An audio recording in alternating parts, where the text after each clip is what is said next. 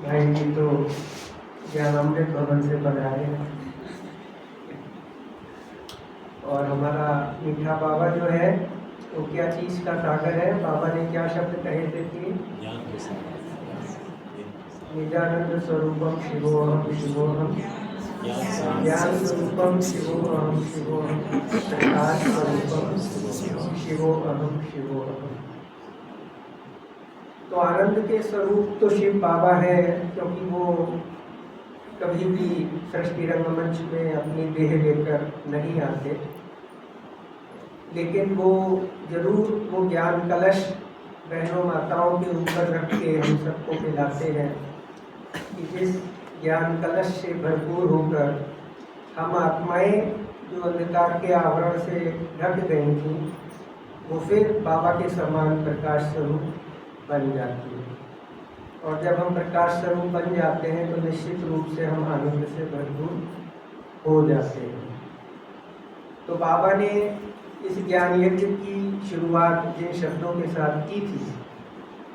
आज से 89-90 वर्ष पहले, और वो जो कारवां शुरू हुआ था उस कारवां में कितने कितने आयाम आए।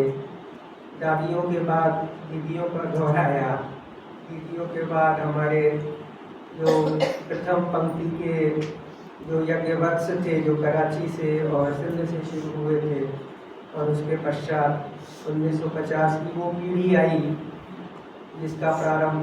भाइयों में अगर हम देखें तो भ्राता जगदीश जी ने किया था, जो ज्ञानामृत के संपादक थे। तो ऐसे स्थान से आप आए हैं कि जिस स्थान को भरपूर किया है उन महान आत्माओं ने, तो जरूर उस स्थान की छाप और उस स्थान की भरपूरता से आप पूरे भरपूर हैं। हमारे अशोक भाई, आपने जो भी सेवाएं की हैं वहाँ कितने वर्षों तक, वो केवल एक मैकेनिकल वे में नहीं की है,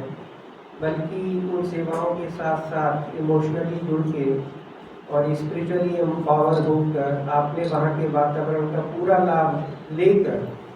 वहाँ के वातावरण को भी, जो आपका टॉपिक है वृत्ति से वृत्तियों का परिवर्तन, तो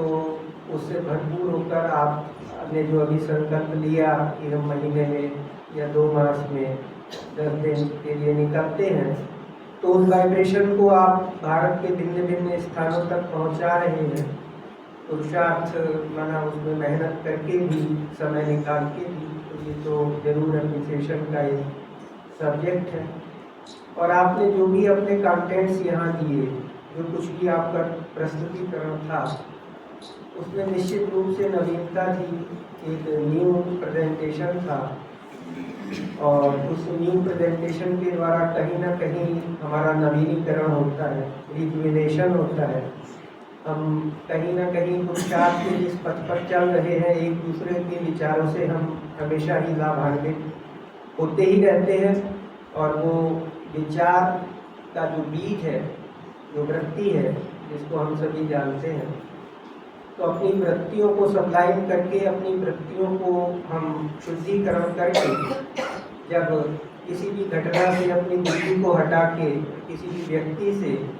अपनी बुद्धि को हटा के जब उस सुप्रीम के ऊपर एकाग्र करते हैं, उस परमात्मा बीज के ऊपर एकाग्र हम करते हैं, तो फिर निश्चित रूप से जो आपने कहा कि वो परमात्मा छत्र छाया और वो लाइट का ताज, वो दोनों जो सेफ्टी कवच है, जो हमको हमारे जीवन में आने वाली कुछ विषम परिस्थितियों में मदद करते हैं, तो वो निश्चित रूप से फिर वो हमको उपलब्ध होते हैं, बशर्ते हम जुड़े हुए हैं उस सुप्रीम बीज के साथ। तो जीवन की इस यात्रा में हम सब तो बाबा के बच्चे हैं, आध्यात्मिक हैं, चाहे सेंटर पे रहते हैं चाहे घरों में रहते हैं, पुरुषार्थ सभी करते हैं, चाहे मधुबन में रहते हैं।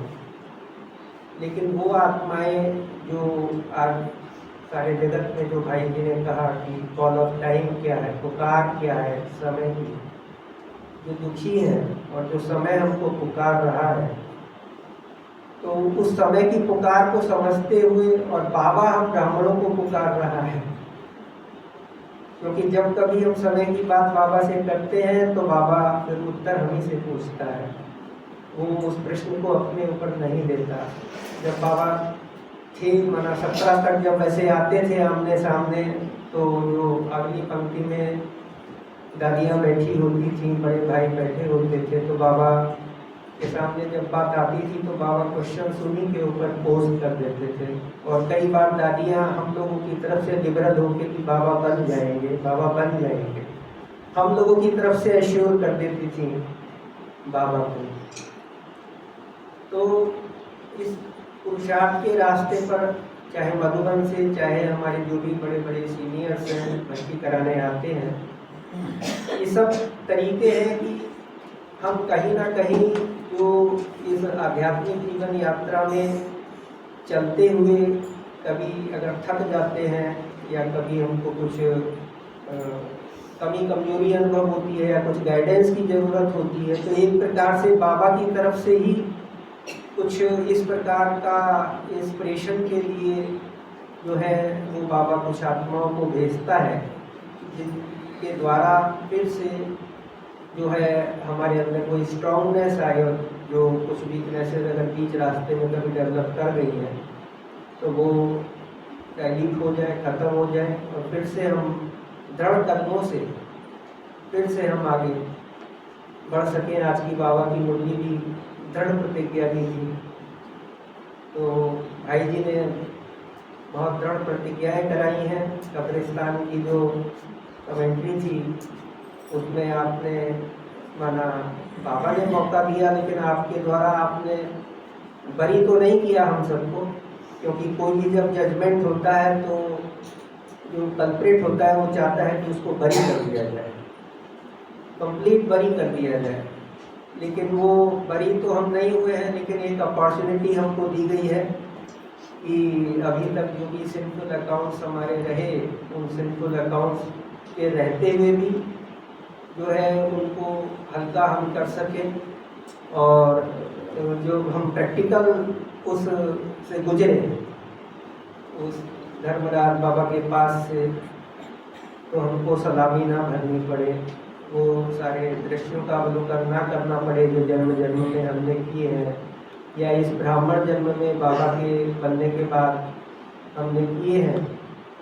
तो वैसा जो है उस अनुभव को भी अगर हम अपने साथ रखें और उसको बार बार रिवाइव करें, खासतौर से रात के समय में जो भ्राता जी ने कहा कि वो लौकिक संबंधों में कुछ ऊंच नीच हुई हो, या अलौकिक संबंधों में भी कुछ ऊंच नीच हुई हो, तो हम अपने अंदर वो जिगरा रखें कि हम जो है एकांत में ही उन आत्माओं को इमर्ज करके, चाहे वो अब इस शरीर में है या नहीं है, उनको हम क्षमादान दे सकें और उनसे हम क्षमादान ले सकें। ऐसे तो कितनी ही बातें हम रिवाइव कर सकते हैं कल से आज तक जो हुई हैं, वन बाई वन करके। और जो है दादा जी के हम बहुत थैंकफुल हैं कि भाई जी रांची पधारे, और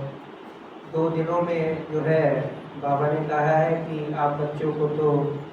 मैं शांति धाम और सुख धाम का वर्षा देता हूँ।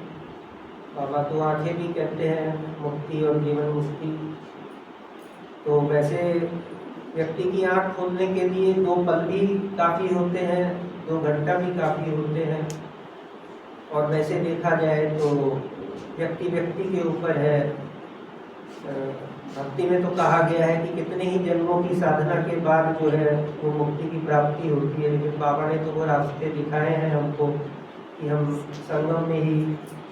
जो है वो सब कुछ प्राप्त कर लेते हैं। तो संगम की इन घड़ियों को और सुहावना बनाने के लिए और संगम के इन सुहावने पदों को